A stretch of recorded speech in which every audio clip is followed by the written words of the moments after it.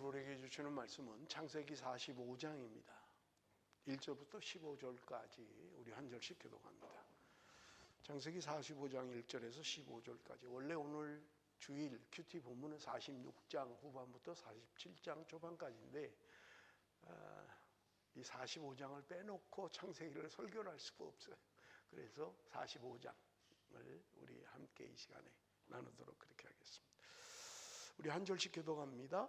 요셉이 시종하는 자들 앞에서 그 정을 억제하지 못하여 소리질러 모든 사람을 거기에서 물러가라 하고 그 형제들에게 자기를 알리니 그때 그와 함께한 다른 사람이 없었더라.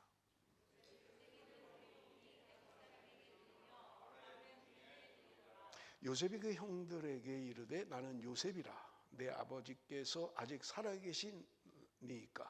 형들이 그 앞에서 놀라서 대답하지 못하더라.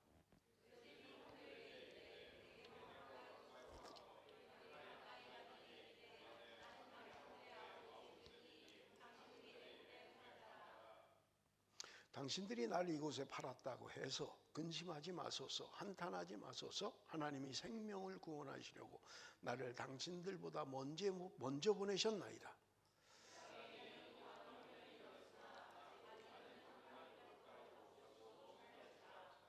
하나님이 큰 구원으로 당신들의 생명을 보존하고 당신들의 후손을 세상에 두시려고 나를 당신들보다 먼저 보내셨나니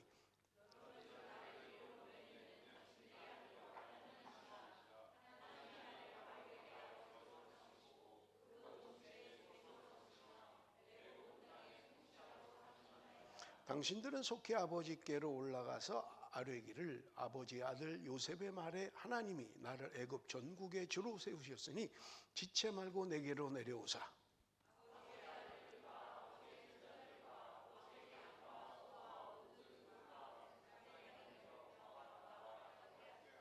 흉년이 아직 5해가 있으니 내가 거기서 아버지를 봉양하리이다. 아버지와 아버지의 가족과 아버지께 속한 모든 사람에게 부족함이 없도록 하겠나이다 하더라고 전하소서.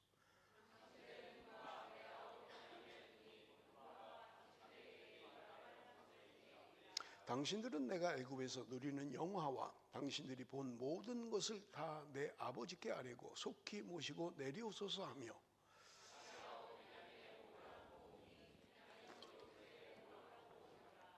요셉이 또 형들과 입맞추며 안고 우니 형들이 그제서야 요셉과 말하니라.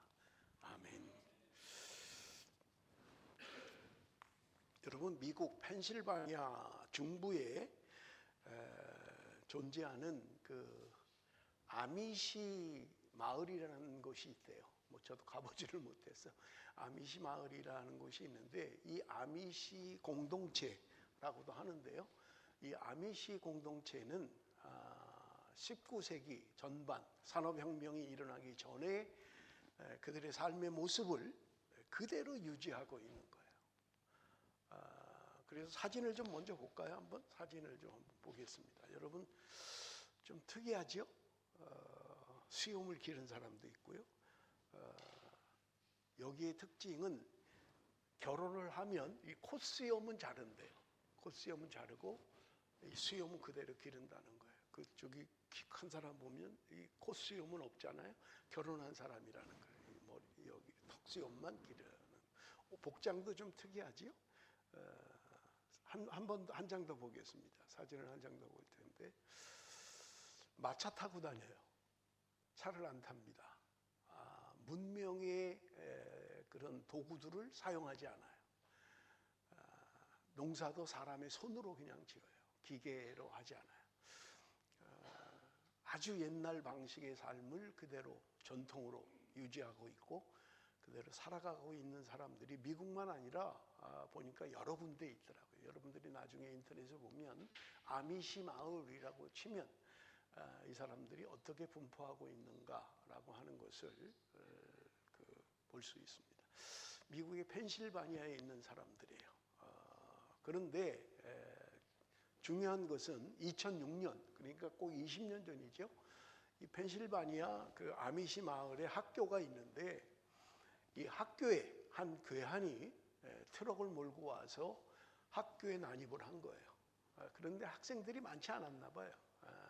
여자들 6살에서 13살, 그러니까 초등학교죠. 초등학교 여자아이들 10명을 몰아놓고 이 사람이 총을 들고 위협을 했던 거예요. 그러면서 거기에 있던 6살에서 13살 여자아이를 총으로 쏴서 죽였던 것입니다. 3명은 직사했고요. 2명은 이송 중에 죽었고요. 나머지 5명은 중경상을 입고 한 사건이 이 아미시 마을에서 벌어진 거예요. 문제는 이 사건이 벌어지고 난 다음에 이 죽은 아이들의 부모님들이 이 범인은 아이들을 쏘고 마지막에 자기가 자기를 쏴서 자살해 버렸어요. 범인은 뭐 체포된 게 아니라 죽어버린 거예요. 그런데 그 아이들, 죽은 아이들의 부모들이 그 범인의 집을 찾아간 거예요. 그것은 무슨 분노 때문에 찾아간 것도 아니고 내 자식을 살려내라고 간 것도 아니고요. 그들은 그 범인의 집에 찾아가서 그렇게 이야기를 했다고 합니다. 그는 무슨 말이냐면 이런 거예요. 우리는 당신을 원망하지 않습니다. 그 집에 찾아가서 한 말이에요. 우리는 당신을 원망하지 않습니다. 당신들 역시 우리처럼 소중한 가족을 잃은 피해자일 뿐입니다. 좀 대단하지 않나요? 지금 우리 아이들 6살부터 13살 아이들, 여자아이들 얼마나 이쁩니까? 참 눈에 넣어도 아프지 않을 그런 아이들인데 그 아이들이 죽은 거예요.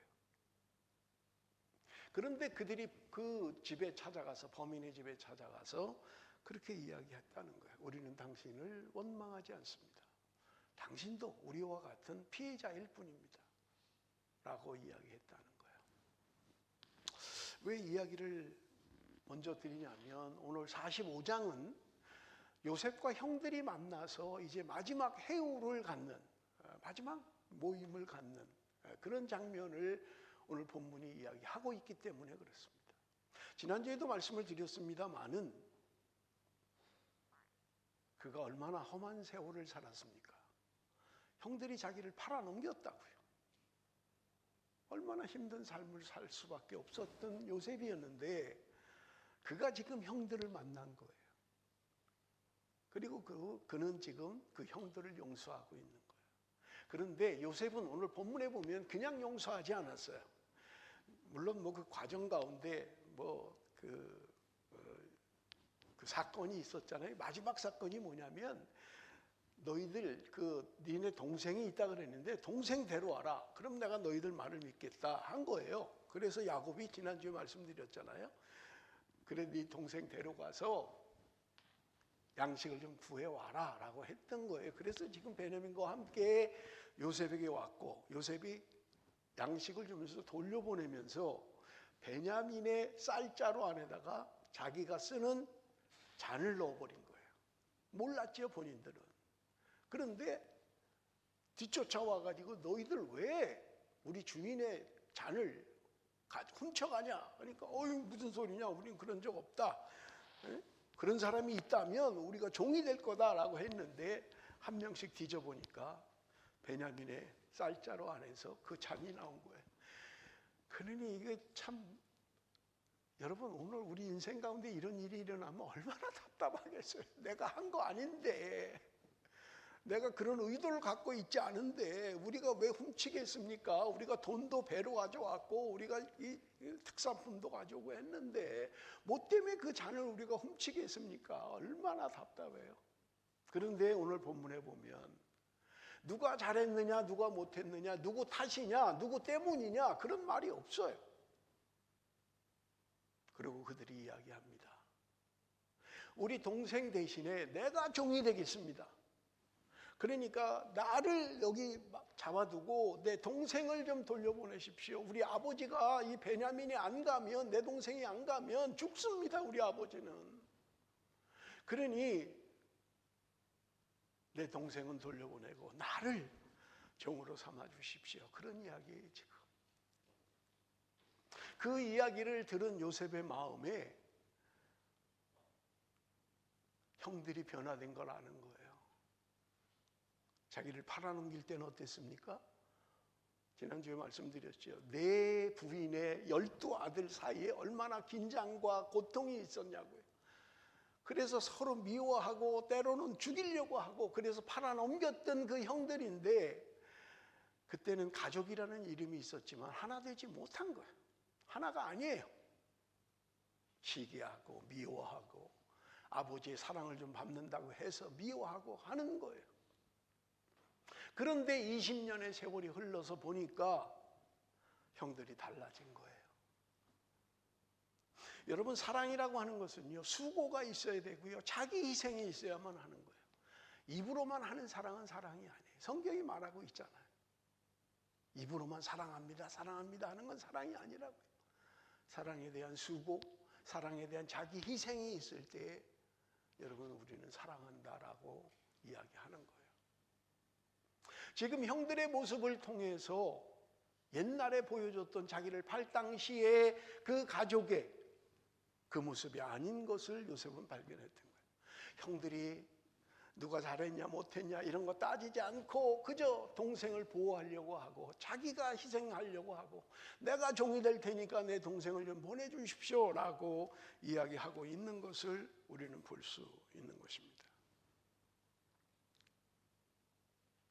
아름다운 형제 사랑의 모습을 보여주고 있는 거예요. 여러분, 하나님께서는 오늘 이 요셉의 사건을 통해서 오늘 우리에게 분명하게 보여주고 말씀하고자 하는 게 있어요. 물론 한 개인의 또 한 개인의 가정사에 대한 이야기를 하고 있지만, 여러분, 이 말씀을 통해서 오늘 하나님께서는 우리 교회 공동체에 주시는 말씀이라고 생각합니다. 우리는 한 교회를 섬깁니다. 한 하나님을 섬겨요. 그러면서도 뭔가 우리 안에 시기가 있고 질투가 있고, 그렇다면 우리는 이름은 베델교회 교인이라는 이름은 있는데 여러분, 하나가 아니죠. 그러나 여러분, 우리가 자기 희생이 있고 수고가 있고 섬김이 있고 이럴 때 우리는 참된 하나가 될 수 있다라고 하는 것입니다. 내가 왜 해야 돼? 왜 나만 그걸 해야 돼? 라가 아니라 여러분, 기꺼이 섬기고 수고하고 자기 희생이 있을 때 우리는 하나다라고 이야기할 수 있다는 말입니다. 여러분, 문제를 지적하는 것은 문제 해결에 도움이 되질 않아요. 이게 문제야, 우리 교회는 이것 때문에 안 돼, 이래서 부흥이 안 돼 라고 하는 것은 도움이 되지 않아요. 제가 일부 예배 때에도 말씀을 드렸는데요, 제가 퍼스에서 목회할 때 제가 간지 얼마 안 됐어요. 얼마 안 됐는데 그 한인회 회장님이 새로 이제 당선이 된 거예요. 한인회 회장으로. 그러니까 이분이 목사님들을 초청을 했어요. 아주 근사한 호텔 무슨 중식당으로 이렇게 초청을 해서 아주 맛있는 걸 대접을 하더라고요. 목사님들 뭐 그 퍼스에서 그때는 뭐 많지도 않아서 한 7, 8명밖에. 제가 7번째로 개척을 했으니까요. 그래서 식사를 아주 맛있게 그렇게 했는데, 끝나고 나서 이 한인회장 새로 되신 분이 뭐라 그러냐면, 우리 여기 퍼스의 한인회는 교회 때문에 안 된다는 거예요. 교회 때문에. 목사님들이 협조를 안 하니까 한인회가 부흥하지 않는다는 거예요. 아이, 그러면서 밥을 잘 먹여놓고 목사님들 교회를 탓하는 거예요. 저는 간지 얼마 되지도 않았는데 젊을 때고요. 뭐 30 후반 때였으니까요. 듣기가 거북한 거예요.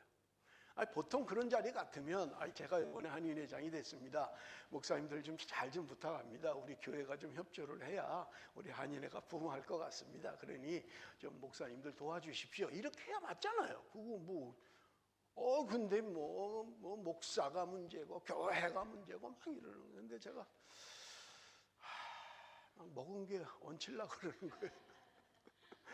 그것도 참아야 되는데 제가 또 참지 못하고, 한참 젊을 때니까. 회장님, 지금 문제를 제기하는 게 무슨 의미가 있습니까? 아니, 이런 문제가 있는데 이걸 어떻게 해결할 거냐? 대안은 뭐냐? 우리가 어떻게 하면 좋겠느냐? 이런 얘기를 해야지. 뭐가 문제입니다. 자꾸 얘기하면 그게 무슨 도움이 되겠냐고. 우리 좀 어떻게 하면 잘 할 수 있는지, 한인회가 어떻게 하면 잘 될 수 있는지 그 얘기를 좀 합시다.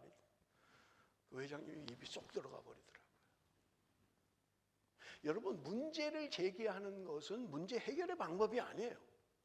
이런 문제가 있지만 이걸 어떻게 우리가 해결할 거냐, 대안은 뭐냐, 그게 답이잖아요. 사실은 누가 뭐 잘못이고 이게 잘못이고 이렇게 하는 게 잘못이고 라고만 한다면 여러분, 그거는 문제 해결을 할 수 없는 거죠. 여러분, 문제를 해결하는 방법은 자기 희생이 있어야 돼요. 데살로니가 교회와 같이 사랑의 수고가 있어야만 한다는 거예요. 사랑은 말로 하는 게 아니잖아요. 내가 섬기고 희생하고 수고하고 그럴 때 우리는 온전한 하나가 될 수 있다는 말입니다. 지금 요셉은 형들의 모습을 통해서 형제 사랑을 본 거예요. 내가 그냥 종이 되겠습니다. 나를 그냥 여기 잡아두십시오.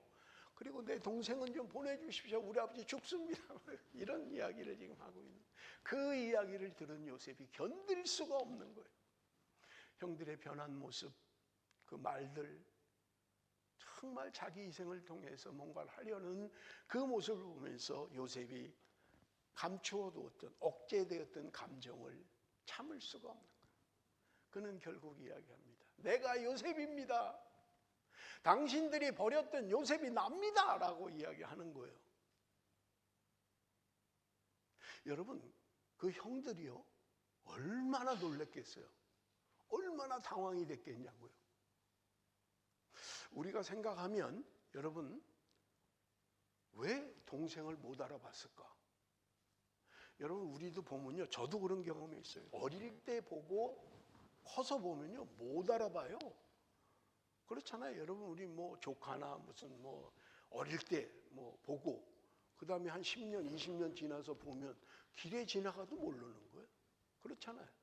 잘 못 알아보지요. 근데 본인은 알아볼 수 있어요. 왜냐하면 나는 나이 들어서 만났기 때문에 내 얼굴은 별로 안 변한 거예요. 지금 아마 뭐 30년이 지났어도 30년 만에 저를 만나면 저 알아볼 거예요. 30년 전에 만난 사람이. 왜냐하면 저는 그때부터 별로 변한 게 없어요. 뭐 머리가 좀 희끗희끗해지고 뭐 그런 거지. 좀 뭐 허리가 아파서 기우뚱기우뚱 하는 것 뿐이지 얼굴이나 이런 거 그대로 있는 거예요. 그러니까 알아볼 수 있지. 형들이 동생을 못 알아보는 거예요, 지금. 그러니 얼마나 당황스럽겠습니까? 죽은 지 알은 동생이에요. 팔아먹어 버리고 그 이후에 어떻게 됐는지를 전혀 모르는 거예요. 그런데 지금 요셉이 내가 바로 당신들의 동생입니다. 당신들이 팔아버렸던 그 동생 요셉입니다 라고 하니 얼마나 당황스럽겠냐고요. 우리 한번 성경을 읽어봅니다. 7절 8절입니다. 다 같이 읽습니다. 시작.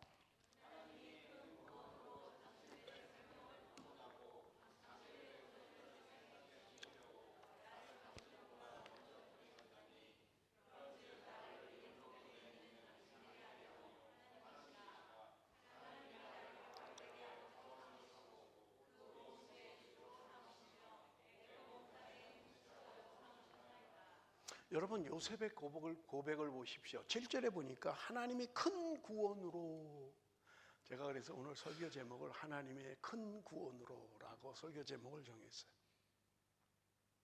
당신들은 나를 팔았지만 하나님은 하나님의 놀라운 계획, 큰 구원으로 당신들의 생명을 보존하고 당신들의 후손을 세상에 두시려고 나를 당신들보다 먼저 보냈습니다 라고 하는 거예요. 당신들은 나를 팔아먹었지만, 나를 미워했지만, 나를 죽이려고 했지만 하나님은 하나님의 큰 구원으로 나뿐만 아니라 당신들의 생명을 구원하고 당신의 자녀들을 보존하기 위해서 하나님이 나를 먼저 보낸 것뿐입니다 라고 이야기하고 있는, 요셉이 그냥 단순히 입에 붙은 말로 지금 고백하고 있는 게 아니잖아. 자기의 아픔, 고통, 분노 이런 것들에 휩싸여 있는 게 아니잖아요. 인생의 전환이고 역사의 전환이고요. 세상을 바라보는 눈이 다른 거예요. 비록 내가 고통을 당했지만 하나님은 우리를 구원하려고 먼저 보내신 것입니다. 여러분 오늘 우리가 신앙생활하면서 이런 변화, 이런 사고, 이런 역사의식을 우리가 가져야 된다는 거예요. 단순히 내가 지금 현실, 내가 지금 당한 아픔, 고통 이것만 생각하면 우리는 빠져나오기가 쉽지 않아요. 여러분 보세요. 평생을 분노에 사는 사람들도 있잖아요. 아니 혹시 표현하고 있지는 않지만 우리 가운데도 있지 않을까요? 내가 어릴 때 당했던 아픔, 나를 모함했던 그 사람, 나를 욕했던 그 친구 용서할 수 없어. 나는 용서 못해. 어쩌면 그럴 수도 있잖아요. 그런데 요셉은 지금 누구보다도 아픔을 겪었잖아요. 형제들이 자기를 팔았잖아요. 그런데 그는 지금 이 아픔 앞에 이런 해석을 하고 있는 거예요. 당신들이 나를 보낸 게 아닙니다. 당신들이 나를 판 게 아닙니다. 하나님이 보내신 것입니다. 여러분 얼마나 큰 반전입니까? 어떻게 가능해요? 이게 어떻게 가능한 거예요? 제가 지난주에 말씀드렸죠. 요셉을 통해서 하나님은 우리의 구속사, 하나님의 구원의 역사를 보게 하시는 거예요. 하나님의 언약을 보게 하시는 거예요. 하나님의 약속을 보게 하시는 거예요. 지난주에 말씀드렸죠. 아브라함 때 이미 하나님은 말씀하셨어요. 너희들이 애굽으로 종살이 갈 건데 400년 동안 거기서 머물게 될 거다. 그리고 내가 너희들을 구원해낼 거야. 하나님의 큰 구원, 하나님의 계획을 이미 말씀하셨다고요. 내가 기억 못하는 것뿐이죠.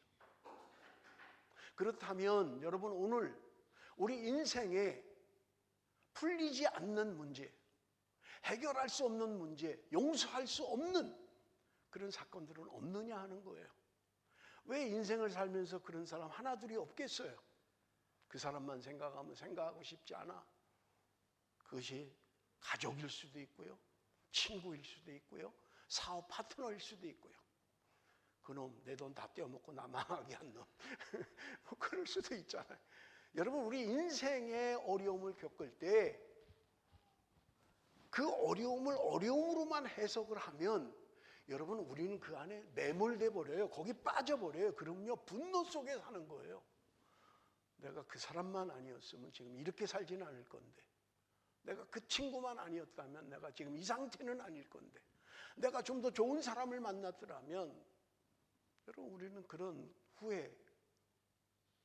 그런데 여러분 요셉은 자기가 만나는 어려움과 고통을 그대로 해석하지 않았던 거예요. 하나님이 어떻게 역사하셨는가를 보았던 거예요. 이게 구속사입니다. 하나님이 오늘 나를 구원하시기 위하여, 오늘 우리의 가족을 구원하기 위하여 하나님이 나를 여기까지 인도하셨습니다. 나를 보내신 것입니다.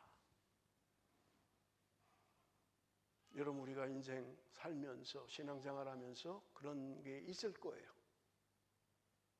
그러나 여러분 해석이 중요합니다. 해석이 중요해요. 지금 아픔과 고통이 있지만 하나님은 이 아픔과 고통을 통해서 하나님의 선한 길로, 하나님의 역사하심으로, 하나님의 주권으로 나를 이끌어 가실 것이고, 반드시 하나님은 선한 길로 나를 인도하실 거라는 믿음이 있어야 된다는 거예요. 그래야 해결이 돼요. 내가 분노에 매몰되면, 고통에 매몰되면 여러분 우리는 헤어나오지 못하는 거예요. 왜 내가 이런 어려움을 겪어야 돼? 하나님도 원망스럽고, 부모도 원망스럽고, 친구도 원망스럽고, 가족도 원망스럽게 되는 거예요. 제가 일부 예배 때도 좀 말씀을 드렸습니다만, 여러분 내가 당하는 고통과 어려움 가운데 깊이 하나님을 묵상하고 기도하면 그 원인과 이유를 분명히 알 수 있어요. 제가 경험해 보니까 그렇더라고요. 나는 잘못한 게 없는 것 같고, 나는 억울한 것뿐이고, 그런데 기도하면 할수록 하나님의 메시지가 그 안에 있더라고요. 그걸 깨달으니까 남을 원망하게 되지 않아요.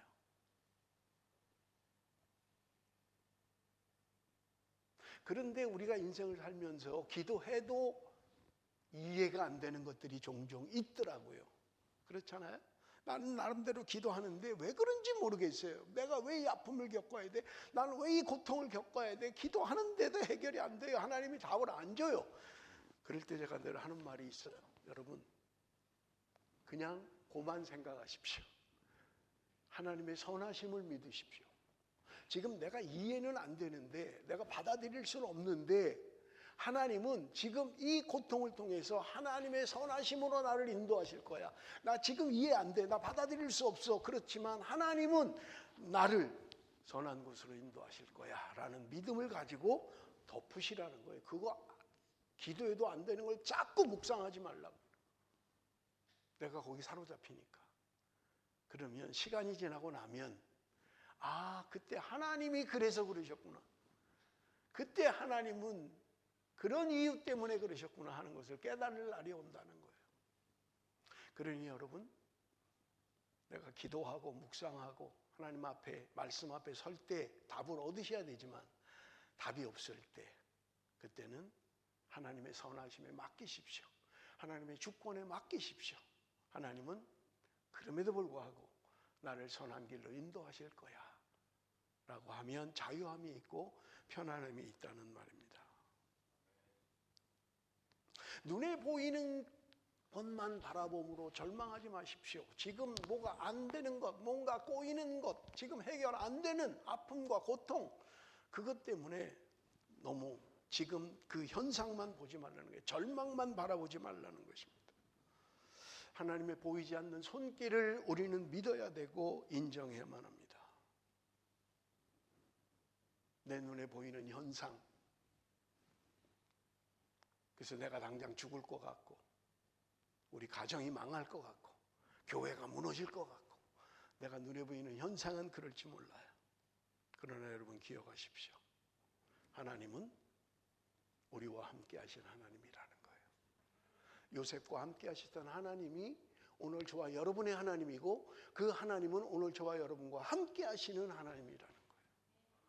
지난주에 말씀드렸잖아요. 요셉이 모든 고통과 어려움을 이길 수 있었던 것은 꿈 때문이 아니라 하나님이 함께 하심으로 말미암아 이겨낼 수 있었다는 거예요. 나 미래 어떻게 될지 몰라요. 더 아픔이 올지 더 고통이 올지 나는 몰라요. 그런데 내가 지금 이 순간에 하나님과 함께 하시는, 하나님을 붙들고 하나님과 함께하는 삶을 살아갈 때 여러분 우리는 문제를 이길 수 있고 어려움을 이길 수 있다는 분명한 사실인 것입니다. 그러니 여러분 문제를 붙잡지 마십시오. 고난과 고통을 붙잡지 마십시오. 하나님을 붙드십시오. 하나님 우리와 함께 하실 것입니다.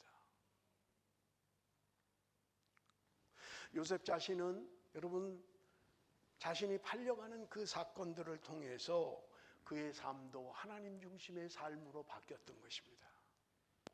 하나님만을 높이고 하나님 앞에 영광을 돌리고 그분이 아니면, 하나님이 아니면 나는 존재할 수 없습니다 라고 하는 것을 깨달았던 것입니다. 하나님은 그 큰 구원을 계획하고 계신 분이에요. 오늘 저와 여러분의 인생 가운데도 하나님은 나를 붙드시고 큰 구원의 계획을 가지고 계시다는 분명한 사실인 것입니다. 큰 구원이 무엇입니까?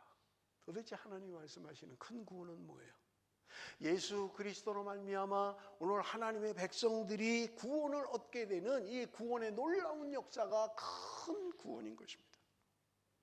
여러분 기억하십시오. 주님이 이 땅에 왜 오셨습니까? 우리는 너무나 잘 알잖아. 요한복음 3장 16절 하나님이 세상을 이처럼 사랑하사 독생자를 주셨으니 우리를 구원하기 위하여 이 땅에 오셨어요. 주님은. 그런데 주님이 이 땅에 오셔서 무슨 대접을 받았습니까? 무슨 공경을 받았습니까? 그는 이 땅을 만드신 분이고 주인이시고 그럼에도 불구하고 이 땅에 내가 만든 그 사람들은 예수를 반역했고 배반했고 환영하지 않았어요. 그랬잖아요. 그럼에도 불구하고 여러분 기억하십시오. 초림의 주님은 배반하고 영광 가운데 우리에게 오실 것입니다. 모든 민족이 무릎을 꿇을 것입니다. 모든 만물이 주님 앞에 무릎을 꿇게 될 것입니다. 그렇다면 여러분 주님도 자기 땅에 오셔서 자기 백성에게 와서 대접을 받지 못했다면 여러분, 오늘 우리의 삶도 마찬가지잖아요. 때로 내가 대접받지 못하고 때로 내가 어려움을 당한다 할지라도 하나님은 오늘 나와 함께 하신 하나님, 나를 통하여 큰 구원을 이루기를 원하시는 하나님이시라는 말입니다. 사랑하는 성도 여러분, 우리는 언젠가 다시 다 만날 것입니다. 이 땅에서는요, 헤어짐의 아픔이 있습니다. 그것이 때로는 죽음이라는 거예요. 죽음을 통하여도 우리는 헤어지게 될 것이고 만나지 못하게 될 것입니다. 그러나 기억하십시오. 성경은 우리에게 분명하게 말씀하고 있다는 거예요. 언젠가 우리는 다시 만나게 될 것이고 잠자는 자들이 다 잠자는 게 아닐 것이라는 거, 언젠가 일어나게 될 것이고 언젠가 만나게 될 것이라고 약속하고 있는 것입니다. 그러므로 여러분, 이 땅에서 잠시 헤어지는 것 때문에 너무 아파하지 마십시오. 우리는 조만간 주님 안에서 다시 만나게 될 것입니다. 학자들은 이야기합니다. 창세기 45장의 이 내용이 성경 가운데 가장 아름다운 만남을 이야기하고 있다. 이 45장이 가장 아름다운 만남이라는 거예요. 말씀을 맺겠습니다. 우리는 하나님의 깊고 오묘한 섭리를 다 이해할 수는 없습니다. 오늘 우리를 향한 하나님의 사랑을 다 이해할 수도 없습니다. 그러나 분명한 사실은 오늘도 하나님의 백성들의 삶을 인도하시며 악을 선으로 바꿔주시는 하나님, 나와 함께 하시는 하나님이라는 사실을 여러분, 우리는 분명하게 믿어야만 합니다. 오늘 우리가 당하는 고통을 통해서 하나님이 이루실 것을 바라보십시오. 그래서 찬양하십시오. 내 눈에 당장 보이지 않는다 할지라도 여러분, 우리는 하나님의 사랑, 하나님의 인도하심, 하나님이 나와 함께 하심을 기대하면서 여러분, 우리는 살아갈 수 있어야만 한다는 말입니다.